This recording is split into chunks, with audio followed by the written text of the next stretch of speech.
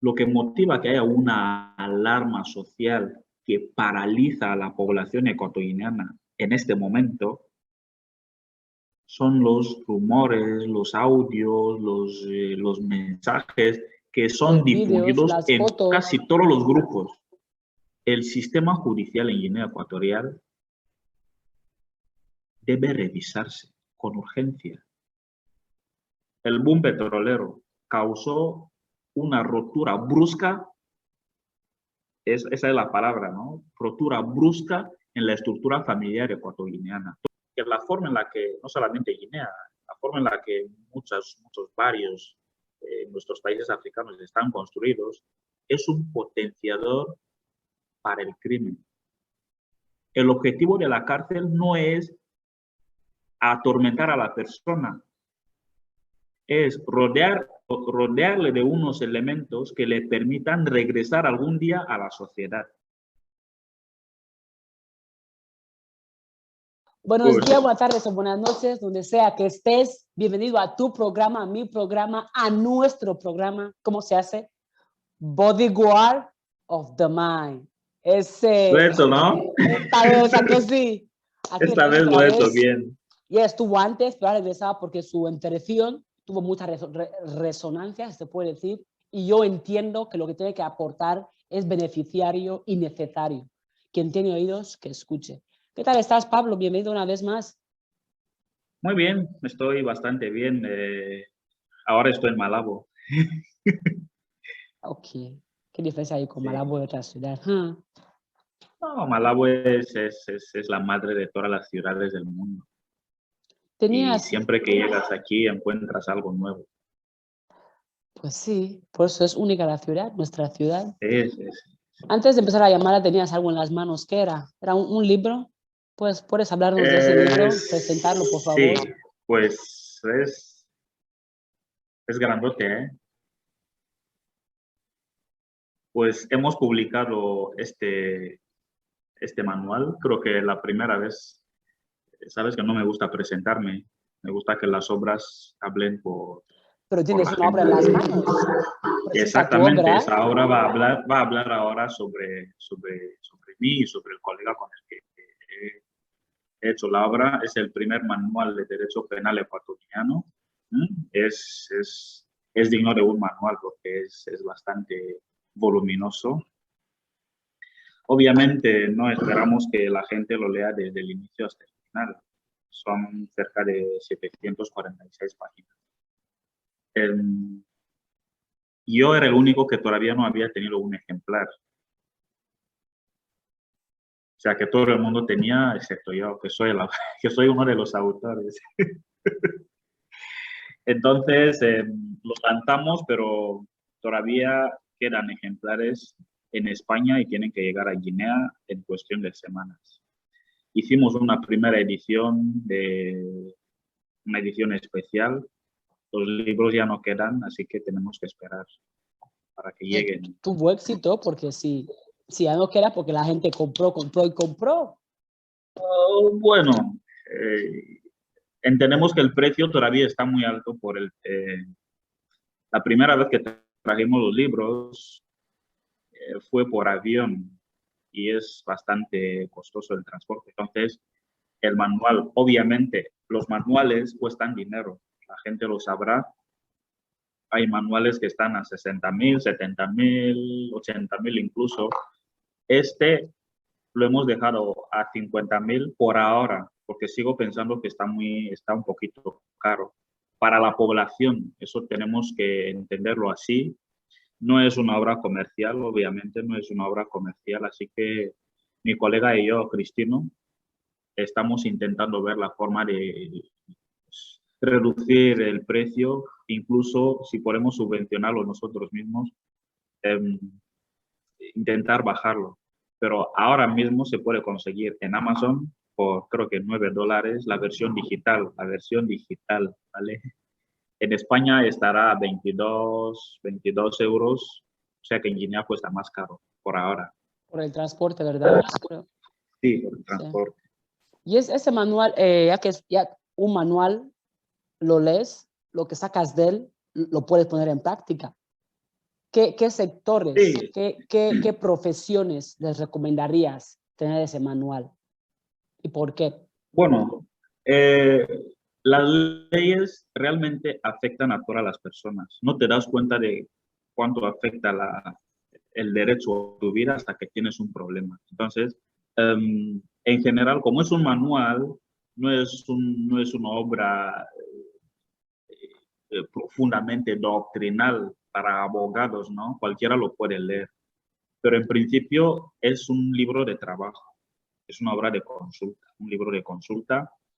Eh, Cualquiera, en principio cualquiera, puede comprarlo y leerlo, porque la, las lecciones, las unidades, tienen un lenguaje didáctico, ¿entiendes? Eso se llama manual, es para gente que tiene interés en aprender, pero es un libro de trabajo, un manual de consulta, si tienes alguna duda, especialmente para gente que se dedica al derecho. No es, es un manual, no es para abogados de décadas de experiencia, ¿no? Es un libro de consulta, pero para gente que aprende. El manual de toda la vida, o sea que... Pero en principio nuestro público objetivo son estudiantes de derecho y eso es una revancha, eso es una historia personal. Este libro, yo juré en la universidad que lo voy a hacer, porque cuando yo estudié en la UNGE, ¿sabes? A veces cuando le digo eso a la gente no me cree, pero yo estudié en la UNGE y en la UNGE hay problemas de libros. Casi terminamos la carrera y yo no vi un manual. Primero porque no podía comprármelo, segundo porque no había lugar para comprarlo, tercero porque, bueno, todos los que teníamos acceso a poder acceder a Internet, cuando él estudiábamos, casi todos, no casi, es que todos los manuales de derecho eran para jurisdicciones que no son Guinea Ecuatorial. Pues, el derecho penal está dividido en dos partes. Hay una parte general, donde se estudia la teoría general del delito. ¿Qué es un delito? Los atenuantes, las eximentes, cuándo se puede cometer y no ser penalizado, la imputabilidad, todo esto. Eso es general, aplicable a todos los países de nuestro entorno jurídico. Sin embargo, la parte especial, que es la que trata específicamente sobre cada delito, cómo se aplica, cuál es la pena, cómo se comete, quién puede cometerlo, quién no puede cometerlo. O sea, cuando se analiza en detalle cada tipo delictivo, es obligatorio que cada país tenga un estudio de sus propias leyes, porque esa parte sí es especial en cada país. Entonces, es verdad que si decimos robo, creo que lo dije alguna vez, si decimos robo, la definición es la misma en Guinea que en España, pero la interpretación de las figuras, las conductas de las personas varían y las sentencias que pueda dictar un juzgado en Guinea Ecuatorial o un tribunal pueden ser ligeramente diferentes, ¿no?, a una que pueda dictar un juez español. Así es como debería ser.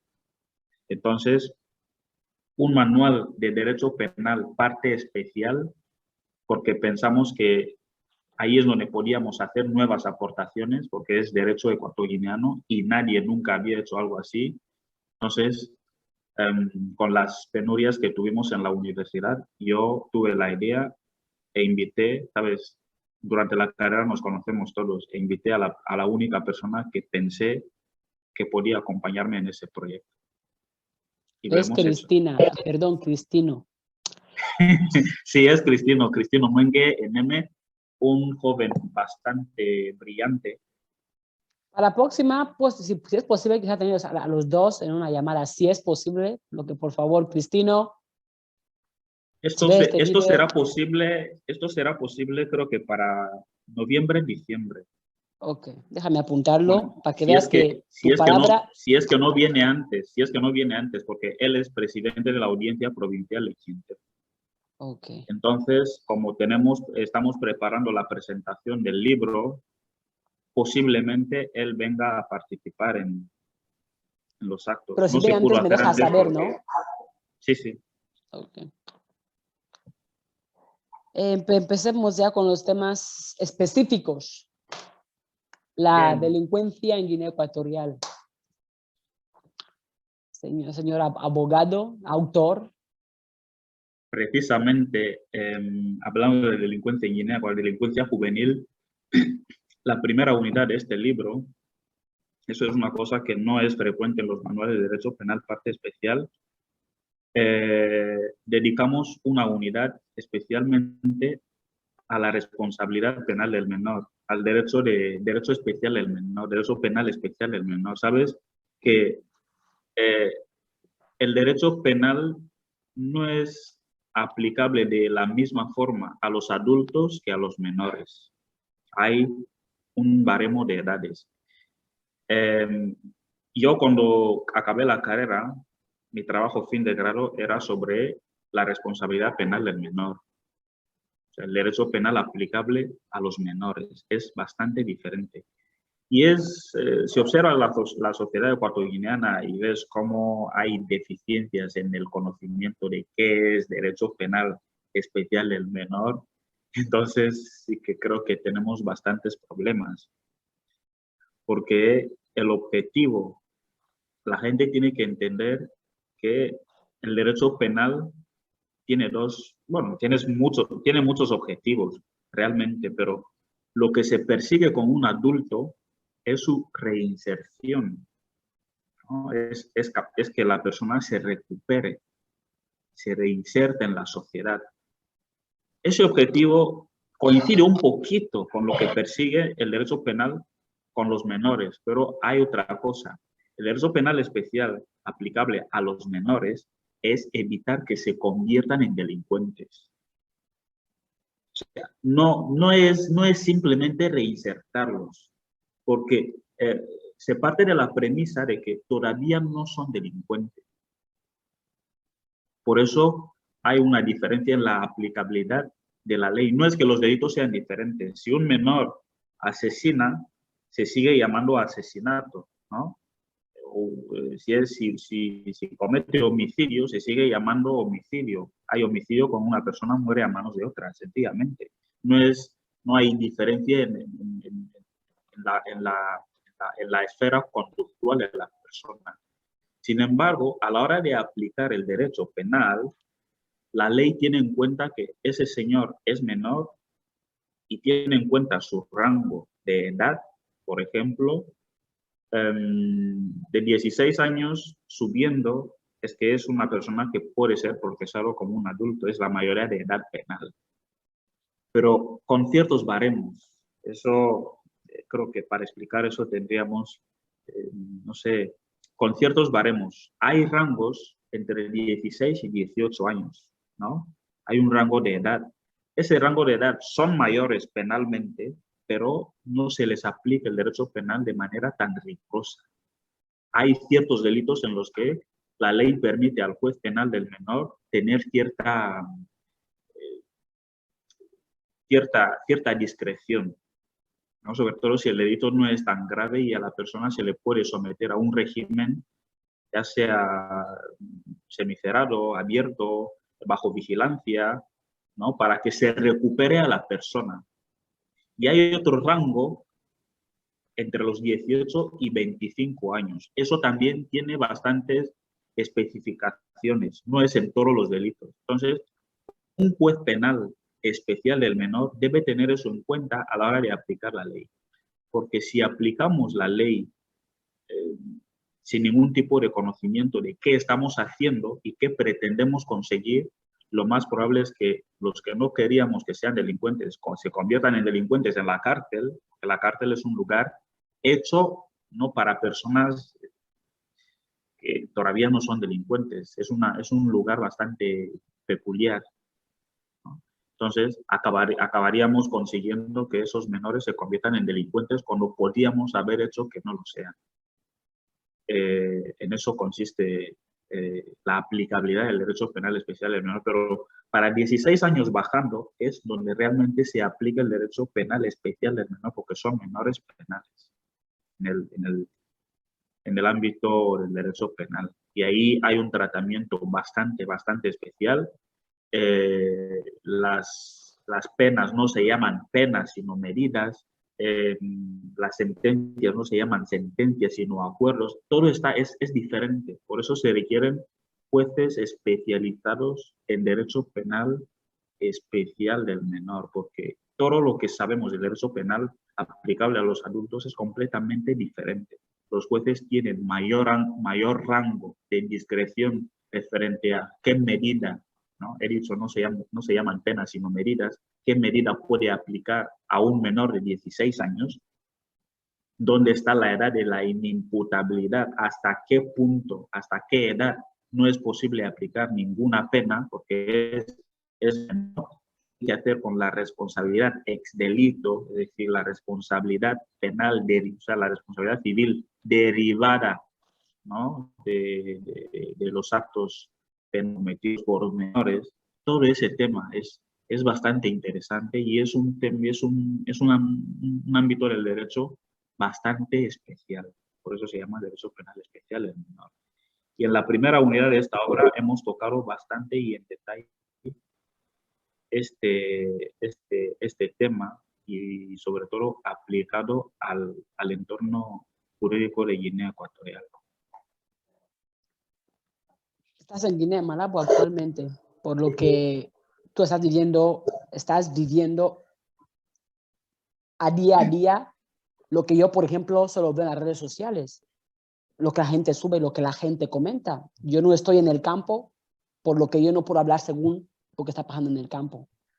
Veo imágenes de niños con machetes, quitando a las personas la vida, veo imágenes de sangre, veo imágenes de niños detenidos en la televisión y que luego se le llama con un montón de electrodomésticos ahí parados con machetes. Veo a niños sin camisa, que por cierto, bien musculosos. No sé qué tipo de workout hacen, pero están bien fuertes. No te necesitan. Es lo que iba a decir, que entrenen Esos ya conmigo, están por lo menos, entrenados. ¿no? Qué Ya han vergüenza, sacado el si no han mercado. contado conmigo. Tú que lo vives a pie, esa delincuencia juvenil, ¿cuáles son los parámetros como abogado y como humano que eres para aplicar? ¿Qué soluciones propones? Porque es un problema, es una deficiencia, es lo que afecta a la sociedad negativamente. Por lo que, ¿qué podemos hacer los ciudadanos o qué propones tú como abogado y como experto en la materia? Porque si has escrito un libro respecto a eso es porque te has dedicado tiempo a averiguar no solo el problema, sino también las raíces del problema. Porque si solo resolvemos el problema por la superficie, no creo que se va a resolver. Pero si cortamos la raíz, la base, el problema está acabado. Cristina, no me gusta hacer lo que voy a hacer ahora, pero permítame por el tema, ¿no? Por el tema. Y perdone que lo haga, no me gusta hacerlo, porque en Guinea no está bien visto lo que voy a hacer ahora. Yo, si hablo desde el punto de vista del derecho, como abogado, no te voy a servir para nada. Los abogados estudiamos el derecho para pedir. Los abogados pedimos. Nuestro trabajo es pedir a los jueces que tengan en cuenta nuestros argumentos. Y para elaborar esos argumentos pasamos entre 4 y 5 años en la universidad. Para pedir, simplemente para pedir, ¿no? Mi cliente tiene argumentos y esos son los argumentos que, amparados en la ley, deben darle esto. Ese es el trabajo del abogado. Bien, a mí me gusta temas bastante, desde niño me ha gustado temas de investigación, el derecho, tal. Me he movido y me he formado en estos ámbitos. Yo hice una maestría, creo que tú estás al corriente de esto. Tengo una maestría profesional en criminología y criminalística. Y no sé si decir esto. Hice un curso de inteligencia, no voy a decir qué tipo de curso. Bien, si combinamos todo esto, yo creo que la respuesta que te voy a dar va a ser bastante completa, ¿vale? Si aceptas el reto, vamos a entrar en el tema, pero de manera profunda. Acepto el reto. Bien. Primero voy a definir los 3 tipos de conocimientos que voy a utilizar para responder a tu pregunta. La criminología es la ciencia encargada de estudiar, ¿no?, la conducta criminal. La pregunta que has hecho, ¿qué motiva a la persona a cometer crimen? Y si entramos en materia, pues hay muchas doctrinas. Hay causas endógenas, hay causas exógenas, y hay causas, incluso hay teorías que postulan que hay causas genéticas, que también pueden entrar en las causas endógenas, pero es una parte bastante especial. No me gusta tocarlo, pero es una teoría, ¿no? Es la criminología. ¿Qué motiva a la persona a cometer el crimen? Vale, lo voy a dejar ahí. Luego volveré a esta ciencia. Después de esto, vamos a tocar un poquito de criminalística. La criminalística, a diferencia de la criminología, no estudia la conducta criminal, estudia la escena del crimen. Para resolver el crimen, llegan al lugar donde se ha cometido el crimen, se hace un estudio de la escena, se hace lo que yo sé que se debe hacer ahí.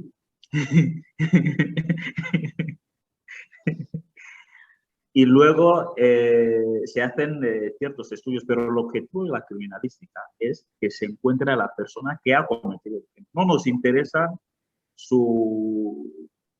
las razones que le motivaron a cometer el crimen. Ahí está la diferencia con la criminología.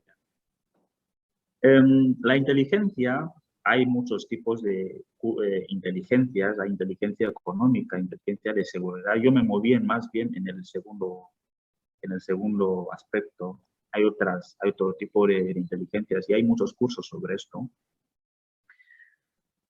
En el ámbito de la inteligencia hay muchas ramas, ¿no? Sabes, yo trabajaba como analista en un programa de televisión en a fondo. Entonces, me pareció necesario estudiar esto porque los temas que teníamos eran de geopolítica. Entonces, yo me metí en inteligencia, estudié un poquito de geopolítica, un poquito de estrategia y todo esto. Bien, y cuando estudias inteligencia, vas viendo cosas como la creación y el funcionamiento del Instituto Tavistock, que son posiblemente los que han creado el modelo social que usan los estados para hacer trucos, lo voy a dejar ahí, para hacer trucos de gobernanza, cómo se manipula a la población, cuáles son las herramientas que hay que utilizar para hacer la guerra psicológica. Y es un mundo bastante fuerte, y si a alguien le interesa hay un montón de artículos en internet. Bien. Quería dar esas pinceladas para que nos movamos en los ámbitos que debemos movernos. Voy a volver a la criminología. La criminología, en uno de sus postulados, tiene una doctrina, hay una doctrina entre tantas que explican el crimen. Y yo la voy a utilizar para intentar encajarlo a Guinea Ecuatorial. Hay una teoría que se conoce como la teoría de las ventanas rotas. La teoría de las ventanas rotas. ¿En qué consiste? Esta teoría postula que la forma en la que está organizada infraestructuralmente un barrio, una ciudad, es un elemento bastante potenciador para llamar al crimen. Es decir, la forma en la que se construye o la forma en la que está construida una sociedad, o sea, una ciudad, en algunas partes habrá más crimen que en otras partes. Ese es un experimento que se hizo en Estados Unidos. Se puso dos coches de la misma marca, el mismo año, en lugares diferentes de la ciudad, en una parte de la ciudad bastante, lo que llamamos en Guinea, chacra, ¿no? Y el otro en un barrio lujoso. Y se dejó ambos coches a la intemperie. Después de 2 semanas, el coche que se encontraba en uno de los barrios chacra, ¿no? Como decimos aquí, tenía las ventanas rotas. Sus cristales estaban rotos, había sido vandalizado. Y el otro coche, ¿no? Que estaba en un barrio bastante lujoso y tal, seguía en las mismas condiciones. Por eso se llama teoría de las ventanas rotas, porque el coche fue vandalizado con las ventanas rotas y todo roto. O sea, que había sufrido vandalismo. Ese experimento se repitió en varias otras ciudades y el resultado es el mismo. ¿Por qué utilizo este ejemplo? Porque entre las que he dicho que la criminología trata de explicar el crimen, ¿no? Trata de explicar por qué se cometen crímenes. Te darás cuenta que la forma en la que, no solamente Guinea, la forma en la que muchos barrios en nuestros países africanos están construidos, es un potenciador para el crimen. Son barrios bastante mal estructurados, sin zonas verdes, con mucha basura. Otra forma de decirlo, la gente tiende a tirar basura en donde ha encontrado basura, para que se entienda. ¿Entiendes? Entonces, esta teoría posiblemente lo que explica es la geolocalización de dónde es posible que haya más crímenes. Pero no indica qué motiva a la persona romper, ¿no? Por ejemplo, el coche que está en un barrio chacra. Bien, ¿qué observamos en nuestra ciudad? Que la estructura infraestructural de cómo vive la gente, es decir, casas estilo Newbilly, estilo de Langema, estilo Ibocuata, y los barrios que te voy mencionando son barrios donde vas a encontrar que hay bastante actividad delictiva. ¿Qué pasa cuando pasamos a otro tipo de estructura? Que no es tan diferente, pero encontrarás pequeñas zonas verdes, algún espacio entre casas, tal, caracolas, Paraíso, Malabo 2. El porcentaje del crimen va reduciendo. O sea que es posible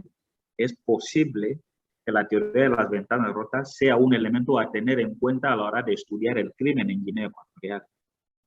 Si observas bien las ciudades en Europa, eso es un ejemplo, y en Estados Unidos, en todos los países del primer mundo, las ciudades tienen una estructura bastante peculiar. Eso no está hecho al azar, quiero decirlo aquí.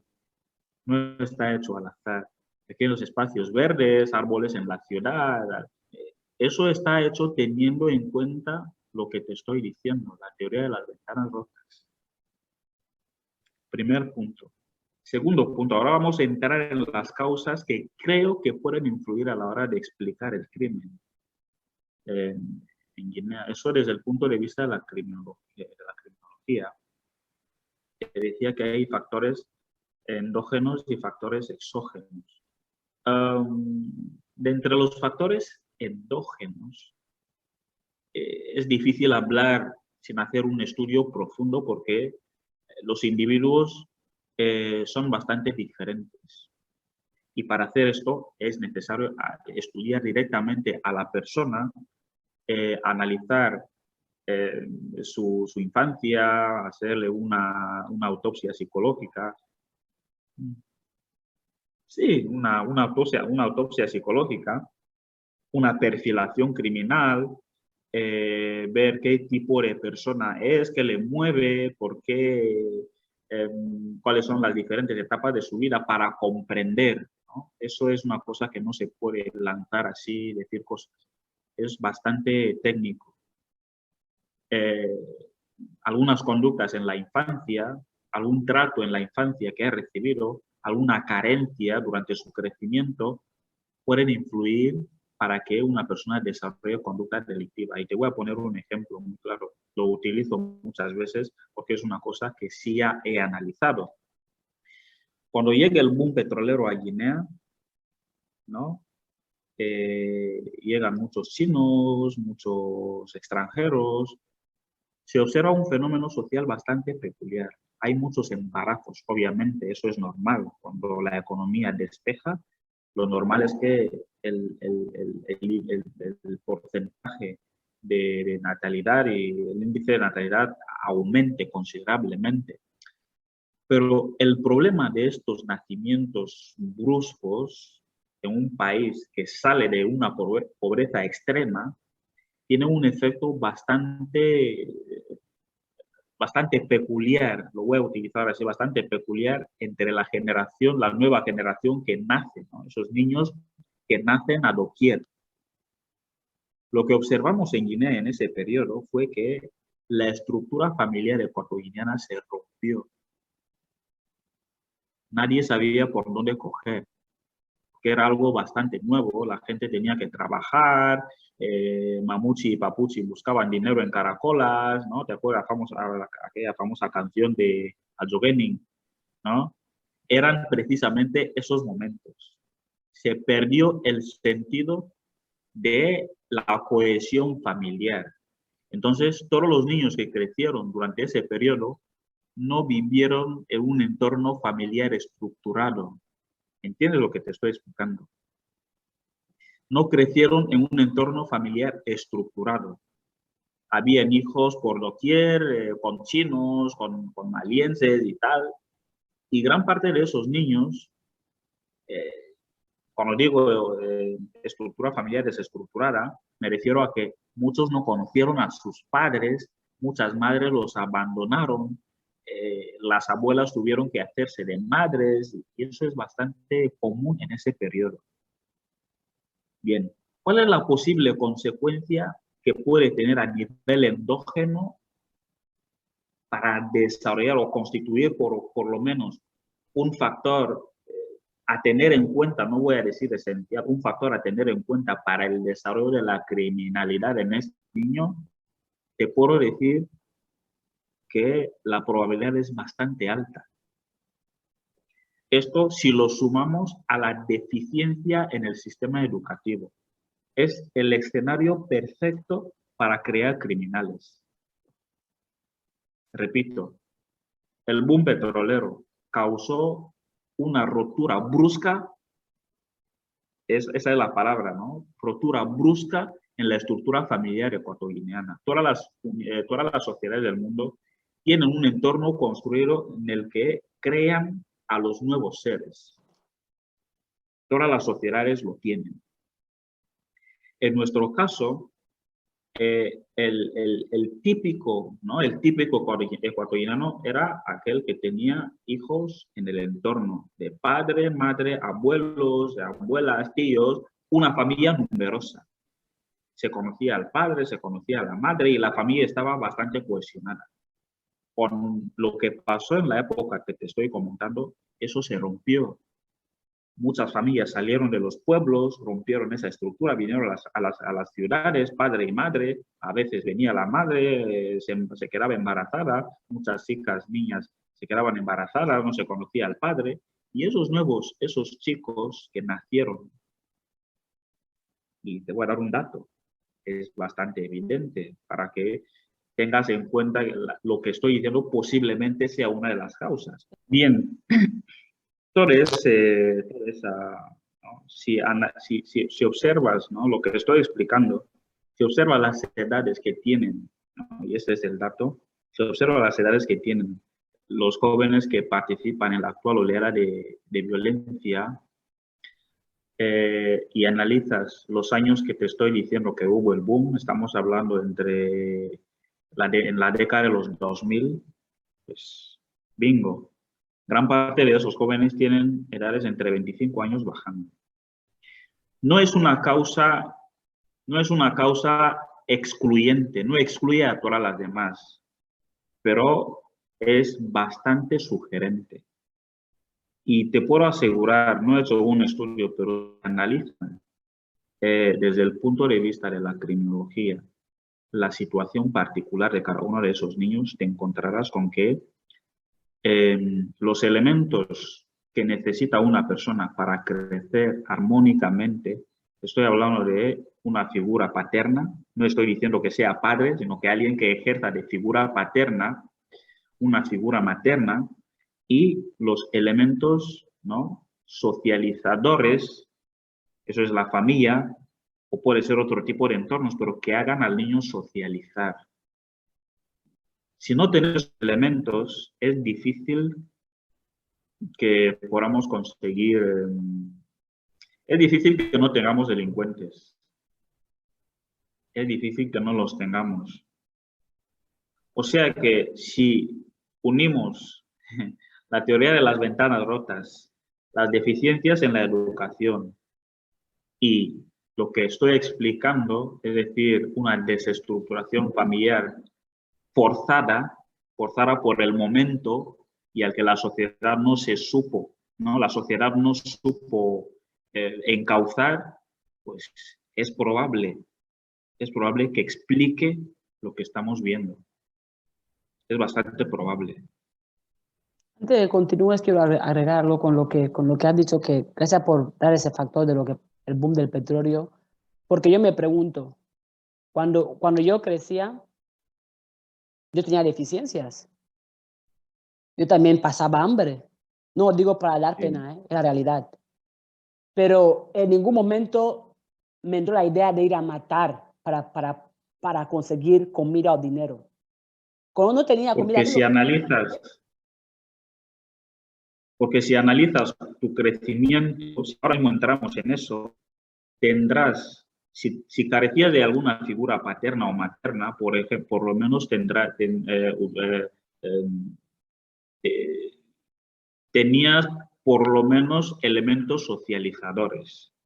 ¿Sabes? Somos seres sociales y todos podemos ser unos monstruos. Claro. Eso quiero dejarlo bastante claro. Todos podemos ser monstruos.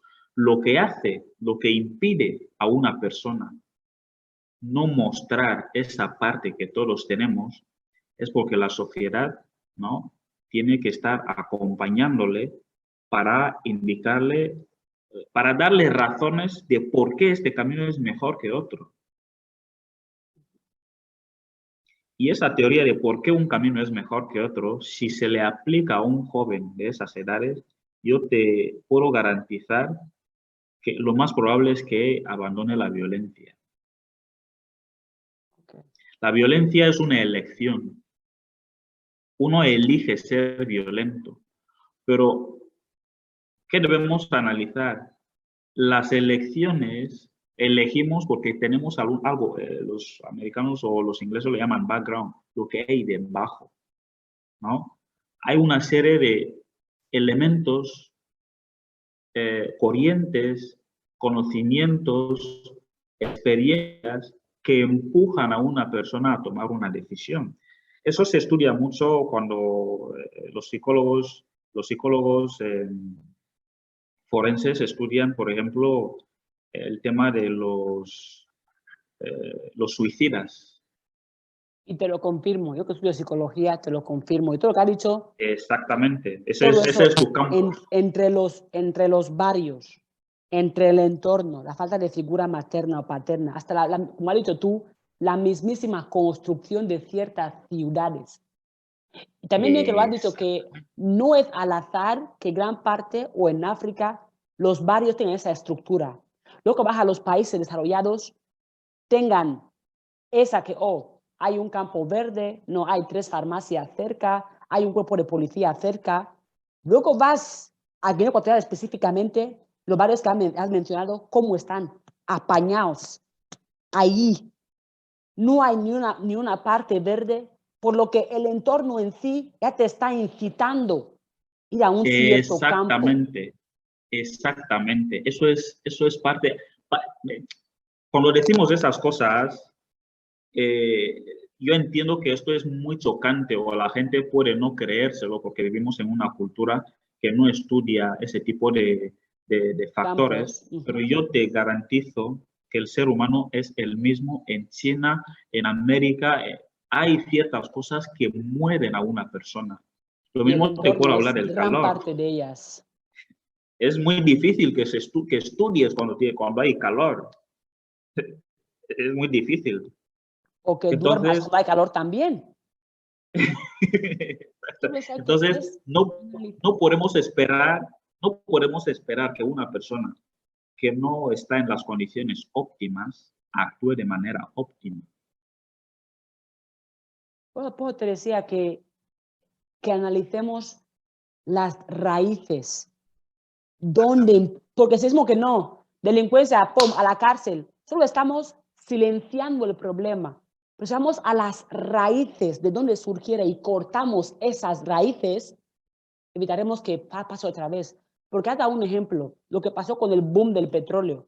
¿Eso qué fue? Fue una raíz que trajo seres humanos al mundo que hoy en día están actuando de esta manera.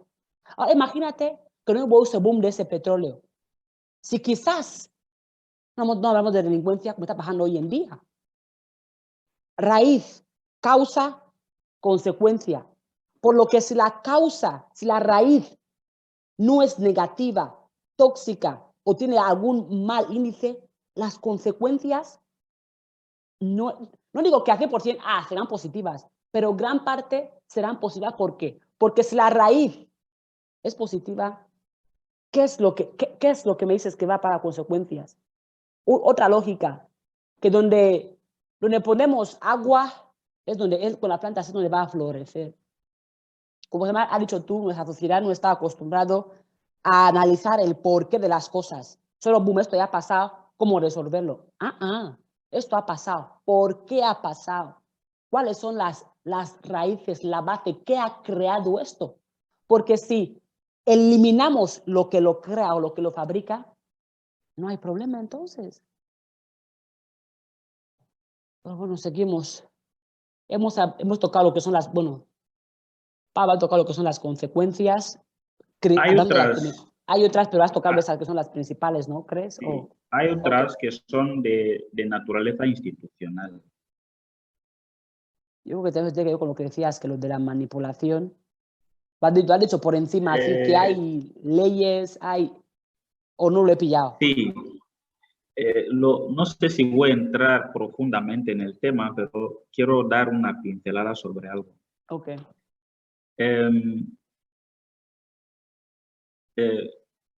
Nunca vamos a evitar la delincuencia. Es una actividad humana y es necesaria para ciertos grupos sociales porque no porque lo necesiten, sino porque las circunstancias, las carencias que han tenido les empujan a convertirse en cierto tipo de personas, por lo que vamos a ver crimen siempre.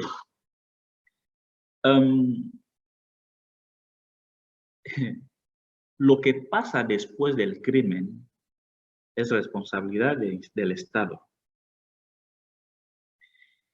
Y aquí quiero utilizar otro conocimiento no voy a entrar mucho en esto porque es muy polémico, para explicar una cosita y lo dejo tirado.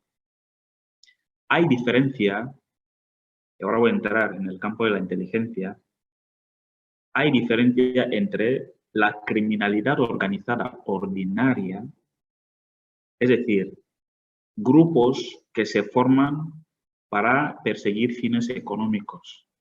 La delincuencia persigue principalmente una finalidad económica. Bien. Hay otro tipo de delincuencia, hay otro tipo de criminalidad que no persigue fines económicos. He dicho que no voy a entrar mucho en esto, pero quiero dejarlo al aire. Ok, bueno, yo lo he Ese tipo de pillado. delincuencia persigue objetivos ideológicos, Políticos. persigue objetivos políticos, persigue otro tipo de objetivos. Y eso es lo que conocemos como terrorismo.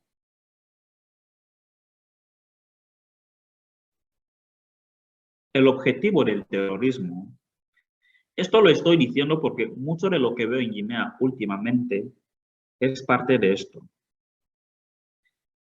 Vemos mensajes raros, audios raros, cuyos autores desconocemos, ningún grupo ha reivindicado la autoría de esos mensajes, de esos audios.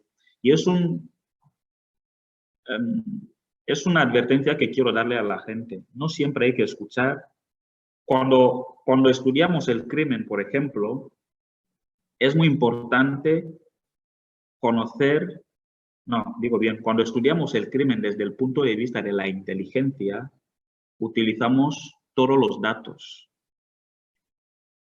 Es importante, cuando se recaba información, toda la información es útil. Sin embargo, a la hora de hacer un análisis de la información, las fuentes las fuentes que emiten la información que tenemos que estudiar son muy importantes. Creo que alguien me entiende. Son muy importantes. Entiendo. O sea, hablaría más, pero no.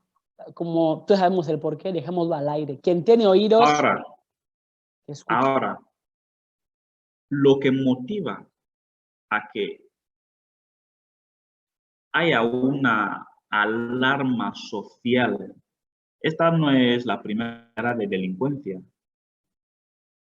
Lo que motiva a que haya una alarma social que paraliza a la población ecuatoriana en este momento son los rumores, los audios, los mensajes que son Los vídeos, difundidos las en fotos. casi todos los grupos. En bull, se llama bull, ¿verdad? No sé cómo se dice eso en español. Sí. Esto, cuando hacemos un estudio desde el punto de vista de la inteligencia, lo siento, era una llamada. Cuando hacemos un análisis profundo, te das cuenta que eso no persigue ningún objetivo económico. Repito y rebobino.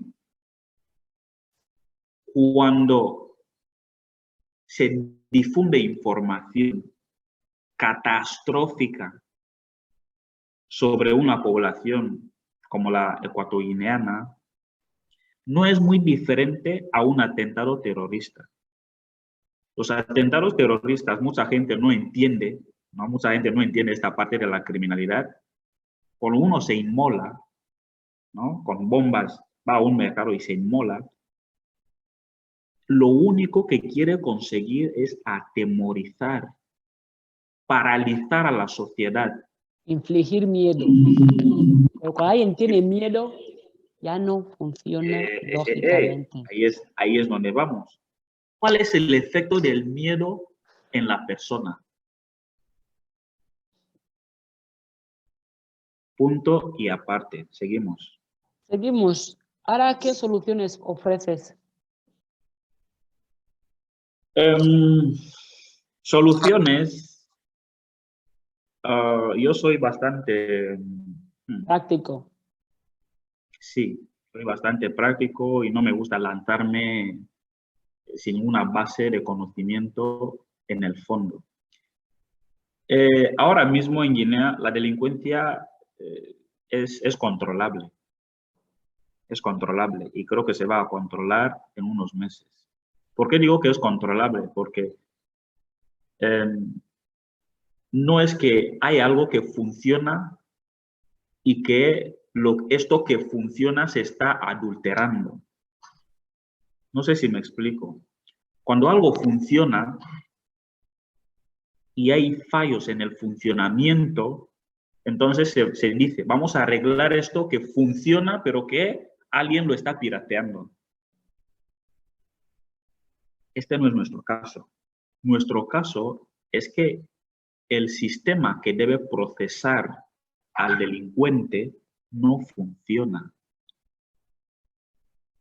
Yo soy abogado y llevo ejerciendo el derecho, bueno, desde el 2015 yo ya trabajaba, pero así habilitado a ejercer el derecho desde el 2017. Y si preguntas a los abogados que llevan casos, te van a confirmar lo que te estoy diciendo. El sistema judicial en Guinea Ecuatorial debe revisarse con urgencia. Cuando lo revisemos y siga habiendo delincuencia, entonces iremos a otra solución. Pero la primera solución que tiene un Estado para resolver el crimen es el sistema judicial. ¿Por qué? Porque no vivimos en una jungla. Vivimos en un Estado que tiene instituciones. ¿Qué pasa cuando alguien comete un crimen? Se va al lugar de los hechos, se investiga, ¿no? Los expertos en criminalística determinan que esta es la persona, más allá de toda duda razonable, esta es la persona que ha cometido el crimen, se le procesa y el Estado, que es la única entidad que tiene potestad para imponer penas, es el Estado. Y una vez ejercita este poder y le cae una pena a una persona X, esta persona debe ingresar en el mismo sistema que el propio Estado tiene para depurar a la persona, para purificarla. Lo voy a utilizar en esos términos. Técnicamente lo llamamos reinserción. El objetivo de la cárcel no es atormentar a la persona, es rodearle de unos elementos que le permitan regresar algún día a la sociedad.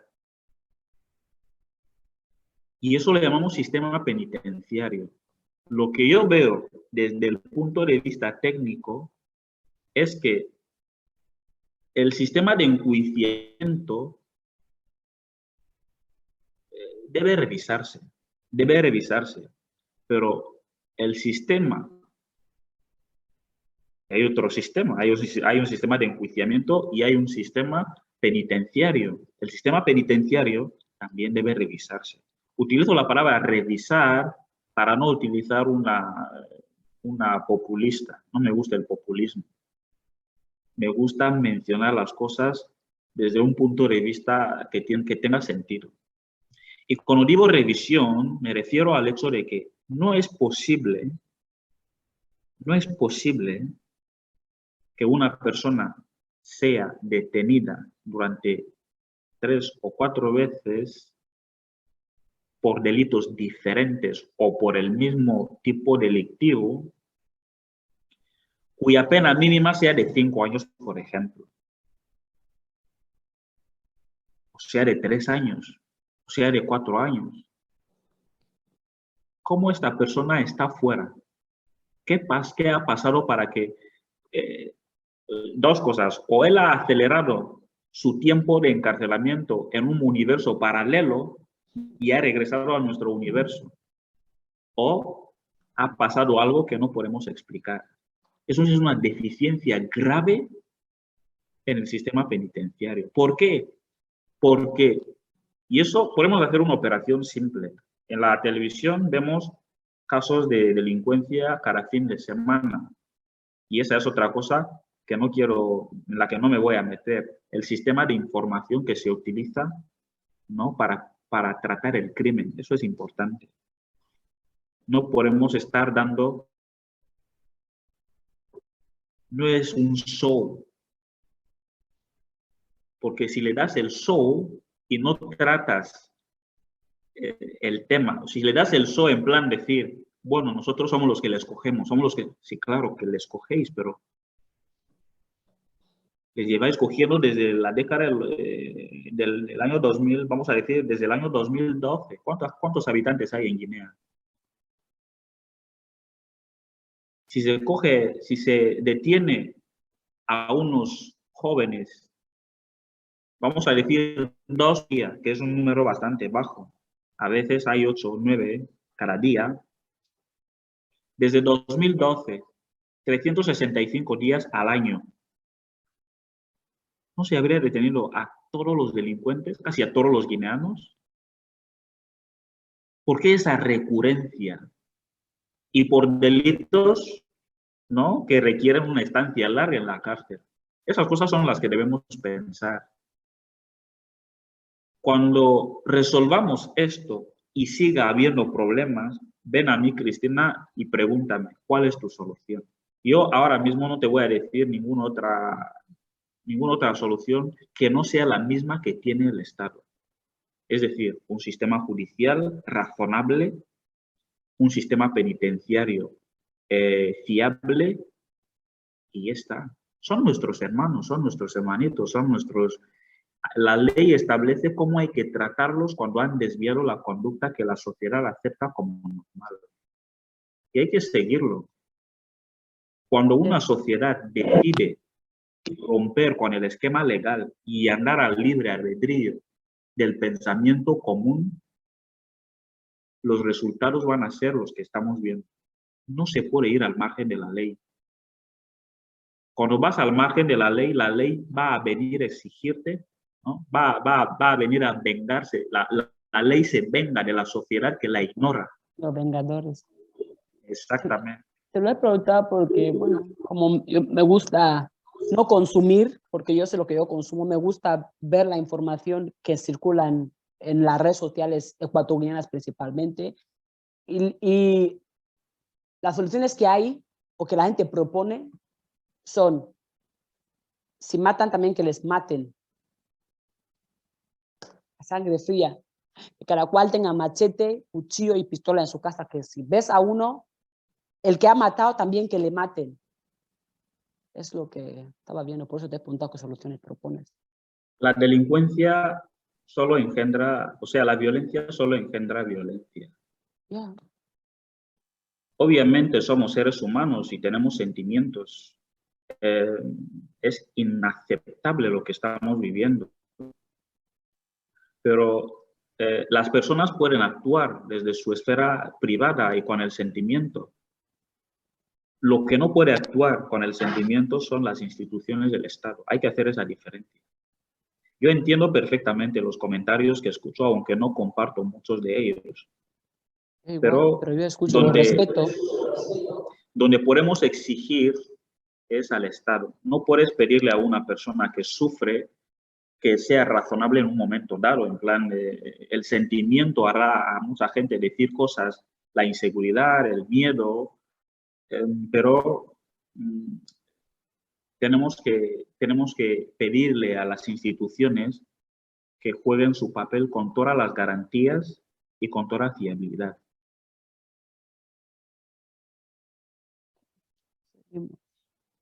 Para que algún día podamos recuperar a esos nuestros hermanitos, nuestros que están en una fase de vida en la que se van a arrepentir luego. Todos los delincuentes terminan arrepintiéndose. Todos, no hay excepción. Excepto los que han muerto en acción o los que han sido abatidos por la policía, pero generalmente un delincuente que ha llegado a la vejez, lo normal, ¿no? Y eso se observa mucho, es que termine confesando sus crímenes y muchos de ellos suelen acabar en un estado mental bastante de afectación. Sí. Tú, bueno, ¿qué opinas de esto? Digamos que se detiene al jefe de una banda de delincuentes. Luego al jefe se da un trato que va a hacer que la gente que le seguía no vuelva a hacer lo que está haciendo. Es una vía a tomar. No funciona. ¿Por qué? El crimen, el tratamiento del crimen no funciona así. Eso es lo que tenemos que entender. De la misma forma, vamos a decir, por ejemplo, hay un debate en derecho sobre la validez legal de las confesiones que se obtienen por medio de la tortura. Está demostrado científicamente que la información que se obtiene por esos medios no suele ser generalmente verdad. Entonces, lo que se hace es perturbar la investigación. Eso es un ejemplo para ir luego a ese tema que planteas. Es decir, los mecanismos que están establecidos, ¿no? Los mecanismos, los procedimientos que son universalmente aceptados no lo son al azar. Quiero que eso se entienda. ¿Cómo hay que tratar a un criminal? Está estudiado. Está estudiado. Y está estudiado porque la sociedad, no somos la primera sociedad que sufre delincuencia. Finlandia, por ejemplo, tenía la juventud más delincuente de todo el mundo. ¿Y cómo se acabó con eso? Fue porque salieron también a sangre fría con ellos, ¿no? O si me equivoco. No. Finlandia estudió, de hecho, es uno de los referentes a la hora de manejar el tema de la delincuencia juvenil en todo el mundo. Finlandia hizo un estudio y del estudio salieron bastantes sugerencias. Se modificó completamente el tiempo de ocio de los estudiantes, el tiempo de ocio de los jóvenes. Se creó una forma de vida para los jóvenes. Es decir, el Estado sugirió, creó un modelo al que todos los jóvenes se adaptaron. Crearon espacios verdes, crearon actividades extraescolares, es decir, se creó un sistema, ¿no?, alrededor de los jóvenes que ayudó a muchos de ellos a no entrar en la delincuencia. Ese es el primer punto. Hay que evitar que sigan entrando jóvenes a ser delincuentes. Si evitas, ¿no?, si cierras ese grifo, es decir, que dejen de entrar, tienes las manos más abiertas para acabar con los que ya están dentro. Y otra cosa muy importante, muchos jóvenes entran en las bandas porque hay una edad yo creo que suele estar entre los 12 y los 18 años, donde el joven sufre bastantes turbulencias emocionales. Presiones sociales. Sí, quiere ser alguien, quiere que se le reconozca rápidamente y quiere jugar un rol en una organización, y muchos de ellos, al no encontrar esos roles en organizaciones juveniles, en grupos de baile, en grupos de teatro, acaban encontrando ese hueco en esas organizaciones porque están muy organizadas. Tienen actividades, o sea, le dan al joven ese tiempo de adrenalina que le sube, ¿no? Es el periodo conflictivo de la persona, la adolescencia. Eso está estudiado. Entonces, la adolescencia tiene una serie de momentos en los que el joven necesita apoyo.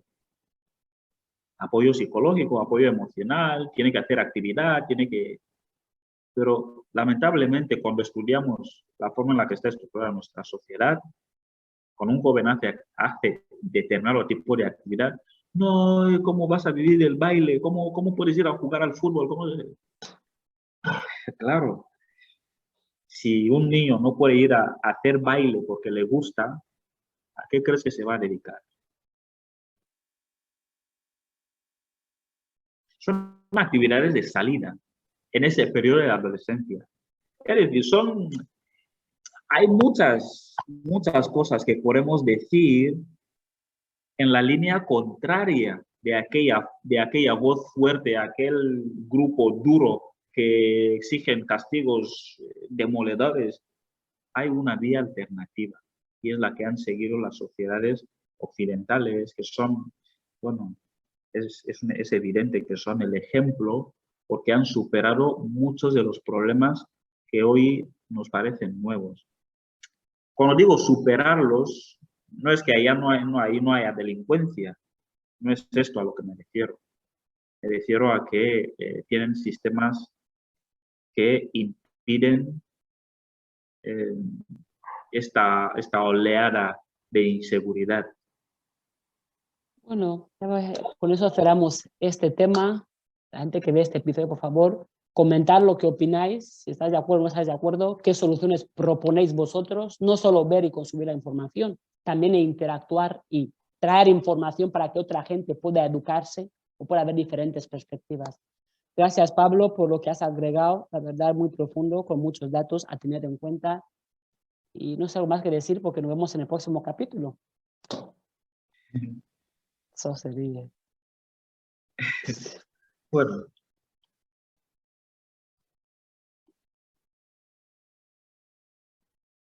Seguimos. No tenía nada más que decir para despedirte, porque así cerramos esto y ya. Bueno, yo no tengo mucho que añadir, simplemente pedir a las instituciones que hagan su trabajo y que se refuercen las instituciones, ¿entiendes? Es muy importante. Las instituciones tienen doble función. Sirven a diseñar el modelo de sociedad que quieren, pero también tienen una función más esperanzadora, dan esperanza a los ciudadanos, garantizan nuestra seguridad. Entonces, en los últimos días se han iniciado operaciones para intentar resolver ese tema. Yo confío en que se va a hacer, pero una vez se resuelve esto, mi deseo es que se sienten a las personas que pueden opinar y que se resuelvan los problemas que tiene nuestro sistema, tanto judicial como penitenciario. No, voy a agregar nuestro sistema policial, nuestro sistema de emergencia, nuestros sistemas, bueno, no voy a entrar en educación, aunque es muy importante, nuestro sistema judicial y sistema penitenciario. La educación entra en todo, en todo. Ok. Chicos, comentar, suscribiros y compartir. Esto ha sido Bodyguard of the Mind.